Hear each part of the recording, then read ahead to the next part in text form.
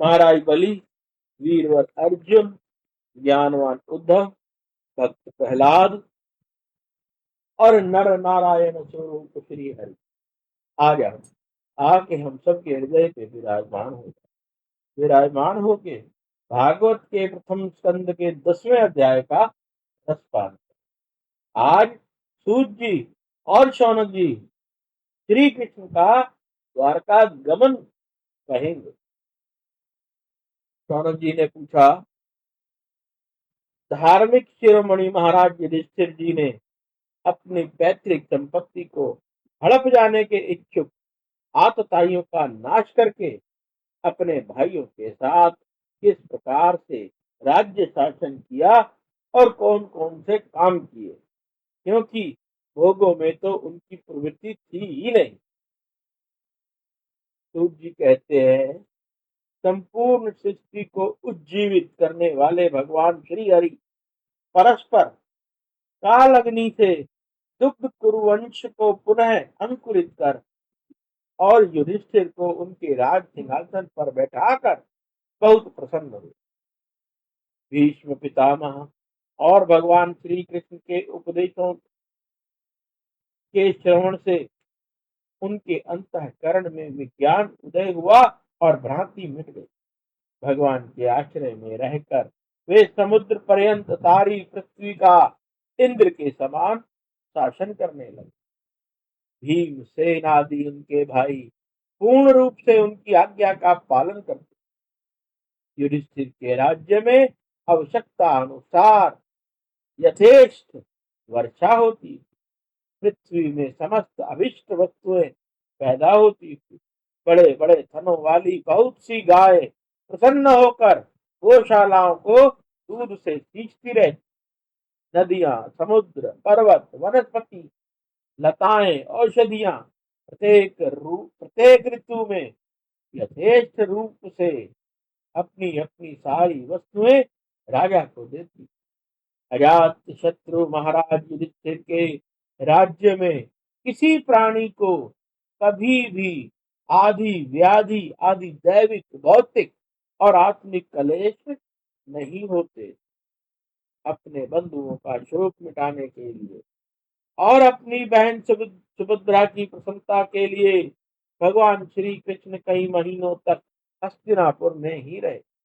फिर जब उन्होंने राजा युधिष्ठिर से द्वारका जाने की अनुमति मांगी, तब राजा ने उन्हें हृदय से लगाकर स्वीकृति दे दी।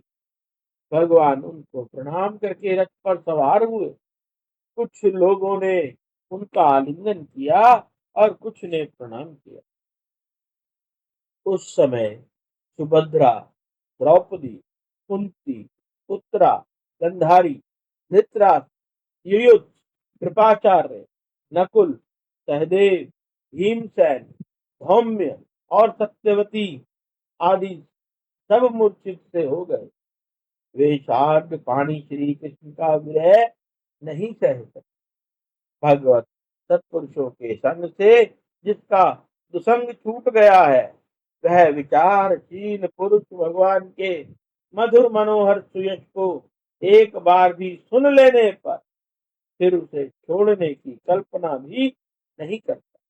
उन्हीं भगवान के दर्शन और स्पर्श से उनके साथ आलाप करने तथा साथ ही साथ सोने, उठने, बैठने और भोजन करने से जिनका संपूर्ण हृदय उन्हें समर्पित हो चुका था, वे पांडव भला उनका विरह कैसे सह सकते। उनका चित्त द्रवित हो रहा।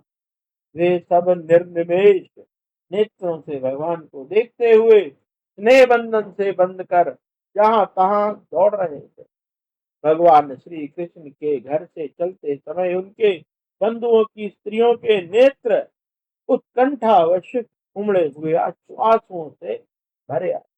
परंतु इस भय से कि कहीं यात्रा के समय अशकुन न हो जाए, उन्होंने बड़ी कठिनाई से उन्हें रोक।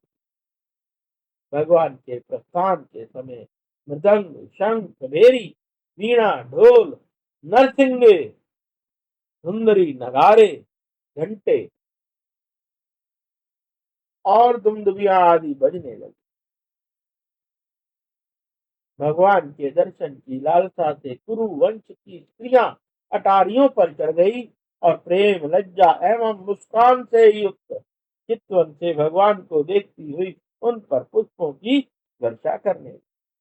उस समय भगवान के प्रिय सखा घुंघराले बालों वाले अर्जुन ने अपने प्रियतम श्री कृष्ण का वह श्वेत छत्र, जिसमें मोतियों की झालर लटक रही थी और जिसका डंडा रत्नों से बना हुआ था, अपने हाथ में ले लिया। उद्धव और सात्विकी बड़े विचित्र चंवर डुलाने लगे। मार्ग में भगवान श्री कृष्ण पर चारों ओर से पुष्पों की वर्षा हो रही थी। बड़े ही मधुर बड़ी ही मधुर झांकी। जहां तहां ब्राह्मणों के दिए हुए सत्य आशीर्वाद सुनाई पड़ रहे थे। वे सद्गुण भगवान के तो अनुरूप ही थे, क्योंकि उनमें सब कुछ है, परंतु निर्गुण के अनुरूप नहीं, क्योंकि उनमें कोई प्राकृतिक गुण नहीं है। हस्तिनापुर की कुलीन रमणिया, जिनका चित्त भगवान श्री कृष्ण में रम गया था, आपस में ऐसी बातें कर रही थी जो सबके कान और मन को आकृष्ट कर रही। वे आपस में कह रही थी, सखियों, ये वे ही सनातन पुरुष हैं जो प्रलय के समय भी अपनी अद्वितीय निर्विशेष स्वरूप में स्थित रहते। उस समय सृष्टि के मूल ये तीनों गुण भी नहीं रहते। जगदम्बा ईश्वर में जीव भी लीन हो जाते हैं और महत्व, तत्व आदि समस्त शक्तियां अपने कारण अव्यक्त में हो जाती।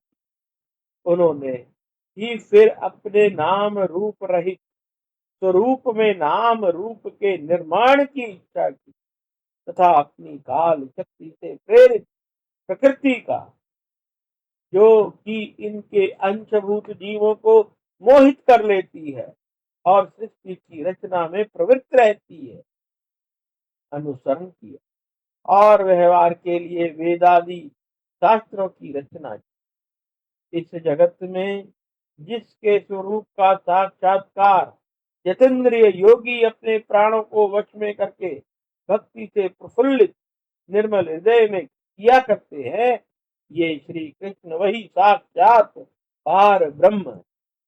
वास्तव में इन्हीं की भक्ति से अंतःकरण की पूर्ण शुद्धि हो सकती, योग आदियों के द्वारा नहीं। सखी, वास्तव में ये वही है जिनकी सुंदर लीलाओं का गायन वेदों में और सारे गोपनीय शास्त्रों में व्यास आदि रहस्यवादी ऋषियों ने किया है, जो एक अद्वितीय ईश्वर है और अपनी लीला से जगत की सृष्टि, पालन तथा संहार करते हैं, परंतु उनमें आसक्त नहीं हो। जब तामसी बुद्धि वाले राजा अधर्म से अपना पेट पालने लगते हैं, तब ये ही सद्गुणों को स्वीकार कर ऐश्वर्य, सत्य, ऋतु, दया और यश प्रकट करते हैं और संसार के कल्याण के लिए युग युग में अपने अनेक अवतार धारण करते। यह यदुवंश परम प्रशंसनीय है, क्योंकि लक्ष्मीपति पुरुषोत्तम श्री कृष्ण ने जन्म ग्रहण करके इस वंश को सम्मानित किया।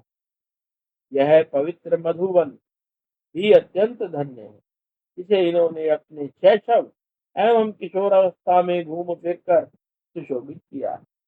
बड़े हर्ष की बात है कि द्वारका ने स्वर्ग के यश का तिरस्कार करके पृथ्वी के पवित्र यश को बढ़ाया। क्यों ना हो, वहां की प्रजा अपने स्वामी भगवान श्री कृष्ण को, जो बड़े प्रेम से मंद मंद मुस्कुराते हुए उन्हें कृपा दृष्टि से देखते हैं, निरंतर निहारती रहती। सखी, जिनका इन्होंने पारी ग्रहण किया है, उन स्त्रियों ने अवश्य ही व्रत व्रत, स्नान, हवन आदि के द्वारा परमात्मा की आराधना की होगी, क्योंकि वे बार बार इनकी उस अधर सुधा का पान करती है, जिसके स्मरण मात्र से ही ब्रजबालाएं आनंद से मूर्छित हो जाया करती। ये स्वयंवर में शिशुपाल आदि मत वाले राजाओं का मान मर्दन करके जिनको अपने बाहुबल से हर लाए थे तथा जिनके पुत्र प्रद्युम्न, सांब, आम आदि हैं, वे रुक्मणी आदि आठों पटरानियां और भौमासुर को मारकर लाई हुई इनकी हजारों अन्य पत्नियां, वे वास्तव में धन्य हैं, क्योंकि इन सभी ने स्वतंत्रता और पवित्रता से रहित स्त्री जीवन को पवित्र और उज्जवल बना दिया। इनकी महिमा का वर्णन कोई क्या करे। इनके स्वामी साक्षात कमल नयन भगवान श्री कृष्ण है, जो नाना प्रकार की प्रिय चेष्टाओं तथा पारिजात आदि प्रिय वस्तुओं की भेंट से इनके हृदय में प्रेम एवं आनंद की अभिवृद्धि करते हुए कभी एक क्षण के लिए भी उन्हें छोड़कर दूसरी जगह नहीं जाती।